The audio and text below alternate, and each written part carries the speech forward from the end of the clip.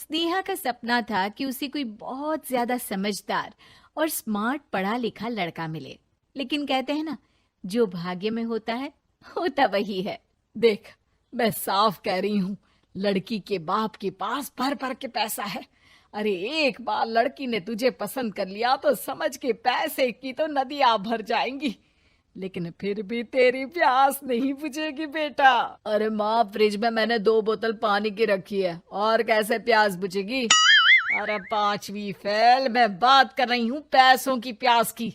तू गवाह नहीं समझेगा इस बात को। बस तुझसे लोगों की नौकरी करवा लो। वो क्या है ना आशीष की माँ, वो सीधा है, और जिसे तू लोगों की नौकरी बोल रही है ना, वो आशीष का प्यार है अपने लोगों के लिए, जिनसे वो प्यार करता है या जिनसे जुड़ा हुआ है वो। अरे जमाना नहीं रहा वो। अरे आज की डेट में तो ना बेटा माँ का है, ना ही पति पत्नी का। कैसी बात कर रही है माँ? चाहे दुनिया यहाँ की वहाँ क्यों ना हो जाए, मैं आपके बिना नहीं रह सकता, ना ही मैं आपको कभी धोखा दे सकता हूँ। अरे हाँ, ठीक है ठीक है। देख, लड़की को पढ़ा लिखा लड़का चाहिए तो वहां चुप रहना। जबान खोलेगा तो पता चल जाएगा कि पांचवी पास है। अरे तो पढ़ा देती ना आगे। माना सौतेली माँ हो, लेकिन दहेज की लालच तो अपने बेटे जैसी ही रख रही हो। पापा ऐसा मत बोलिए ना माँ को, वो मेरी माँ है, मैं उनसे बहुत प्यार करता हूँ। अच्छा अच्छा बेटा, कुछ नहीं कहता, बस तैयार हो जा, चलते हैं और देखते हैं कि कौन है लड़की और क्या चाहती है। सभी मिलकर लड़की देखने जाते हैं, जहाँ स्नेहा आशीष को देखकर ही इम्प्रेस हो जाती है। वाह, कितना हैंडसम है। काश इससे मेरी शादी हो जाती, लेकिन पता नहीं कितना पढ़ा लिखा है। स्नेहा, लड़का बहुत अच्छा है, बेचारी की माँ दूसरी है, लेकिन देख रही है ना, हीरा भी इतना चमकीला नहीं होगा जितना कि ये। स्नेहा को समझ नहीं आता कि वो क्या करे। वो आशीष से मिलती है, उसकी सादगी, उसकी बातें उसे भा जाती है। मैंने नहीं सोचा था कि इतना पढ़ा लिखा लड़का मुझे मिलेगा। मैं शादी करने के लिए तैयार हूँ। और फिर स्नेहा और आशीष की शादी हो जाती है। शादी के बाद सासू माँ कहती है, अरे बेटा, वो तेरे जेवर मुझे दे दे, मैं संभाल कर रख दूंगी। स्नेहा, जो कि खुद भी एक समझदार लड़की थी, नहीं नहीं, मैं अपने जेवर नहीं दूंगी। उसके लिए तो मैंने पहले ही लॉकर खुलवा लिया था माँ जी। ये मेरी कुछ आर्टिफिशियल ज्वेलरी है, इसे रख लीजिए। वैसे मेरी अलमारी में जगह नहीं है ना। सास बेचारी नई नई बहू से क्या उलझती। सुनिए जी, मैंने आपके लिए खाना और नाश्ता बना दिया है। ऑफिस कब जाना है? कौन से ऑफिस में? मैं तो घर का सारा काम करता हूँ। हाँ, क्या बात कर रहे हैं? इतना पढ़ लिख कर आप घर का काम क्यों करते हैं? कितना पढ़ लिख कर? मैंने तो सिर्फ 5वीं तक पढ़ाई की है। तभी वहाँ सास आ जाती है। अरे 5वीं तक भी पढ़ लिया तो समझो मेरी कृपा से, वरना तो जो इसके लक्षण थे ना, क्या बताना। अच्छा आशीष, जरा बाहर जा और भाग कर टूथपेस्ट लेकर आ। सुबह से मंजन नहीं किया। और हाँ, फिर जाकर दुकान की सफाई कर देना। तेरा छोटा भाई दुकान पर जाने को तैयार हो रहा है। स्नेहा ये सब सुनकर हैरान रह जाती है।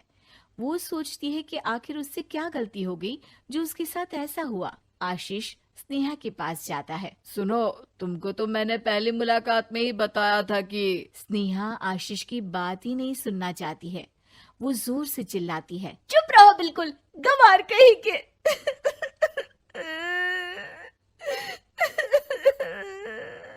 कितना बड़ा धोखा हो गया मेरे साथ। अब मैं इस घर में नहीं रह सकती। प्लीज ऐसी बात मत करो, मेरी पत्नी हो तुम, जैसे बोलोगी मैं वैसा करूंगा। मैं कोशिश करूंगा बाहर जाकर कोई काम ढूंढ लूं, पर प्लीज मत जाओ। चुप रहो गंवार कहीं के, मैं तुम्हारे जैसी की बीवी हो ही नहीं सकती। आशीष स्नेहा को लाख समझाने की कोशिश करता है, लेकिन वो अपने मायके चली जाती है। माँ चलिए ना, स्नेहा को मना कर लेकर आते हैं। अरे जाओ, बनाने जाए मेरी जूती। इतना घमंड, जैसे कलेक्टर हो कहीं की महारानी। अरे मैं तो तुझे कहूंगी कि तू भी भूल जा, हमने नहीं भगाया, खुद ही तो गई है। माँ वो बीवी है मेरी, मैं प्यार करता हूँ उससे, मैं जा रहा हूँ उसे लेने। वहीं स्नेहा के घर पर, माँ वो तो कुछ काम ही नहीं करता, घर का नौकर है, 5वीं पास। मैं नहीं रह सकती ऐसे आदमी के साथ माँ। बेटा वो लड़का बहुत अच्छा है, उसकी तारीफ मैंने हर किसी से सुनी है। तेरा पति है, अब तक एक गलत माँ के साथ रह रहा था, तू संवारेगी तो संवर जाएगा। तभी वहाँ आशीष आ जाता है। मुझे माफ कर दो स्नेहा, पर प्लीज मुझे छोड़कर मत जाओ। मेरी माँ के जाने के बाद मुझे तुम्ही से सारी उम्मीद है। तुम जैसा कहोगी मैं करूँगा, पर प्लीज मेरे साथ रहो। सबके समझाने बुझाने के बाद स्नेहा आशीष के साथ घर आ जाती है। आ गई महारानी, अब आई हो और सच्चाई भी पता चल गई है, तो थोड़ा तमीज से पति के साथ घर देख, रसोई संभाल और हम सबकी सेवा कर। देखो, मैं अब इस घर में बंटवारा चाहती हूँ। जो मेरे पति का हिस्सा है वो उसे मिले और वो आज से कोई काम नहीं करेंगे। हिस्सा ले लो, लेकिन कमाओगे क्या, खाओगे क्या, धूल मिट्टी। अरे तेरा पति किसी काम का नहीं है, वो तो मेरा बेटा कमा रहा है तो 2 रोटी मिल जाती है इसे। तभी वहाँ स्नेहा के ससुर आ जाते हैं। मैंने एक बंद फैक्ट्री को पहले ही आशीष के नाम कर दिया है और घर के 2 तल्ले में 1 तल्ला ले लो। मैं तो आशीष के पास रहूंगा, वकील थोड़ी देर में आता ही होगा। अरे जाओ जाओ, 2 दिन में भूख से तड़प कर सब वापस आ जाओगे। बढ़िया आई बहू बेटे वाली। फिर क्या था, स्नेहा आशीष के साथ मिलकर बंद फैक्ट्री को खोलती है और मन लगाकर काम करती है। दोनों की मेहनत रंग लाती है और आशीष अपनी मेहनत से एक सफल बिजनेसमैन बन जाता है। लेकिन एक दिन, अरे बहू बेटा आशीष, मुझे माफ कर दो, मैं भी अब तुम लोगों के साथ रहना चाहती हूँ। इस कमबख्त ने तो दुकान का बेड़ा गर्क कर दिया। वो तो आशीष था जो सारा दुकान का काम संभालता था।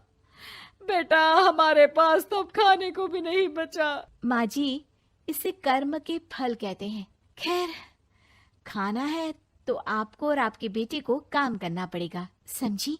हे भगवान, अब ये दिन आ गए हैं कि बहू के साथ रहने के लिए मुझे काम करना पड़ेगा। बेटा आशीष, तू ही समझाना अपनी बीवी को। पता है ना मैंने तुझे कितने प्यार से पाला है। हाँ माँ, वो तो ऐसे ही बोल रही है आपको। अरे घर में कामकाज के लिए बहुत सारे नौकर चाकर है, आप आराम से रहिए माँ। स्नेहा आशीष का अच्छा और सरल सच्चा व्यवहार देखकर मन ही मन सोचती है, मेरा पति गवार ही सही, लेकिन दुनिया का सबसे अच्छा इंसान है।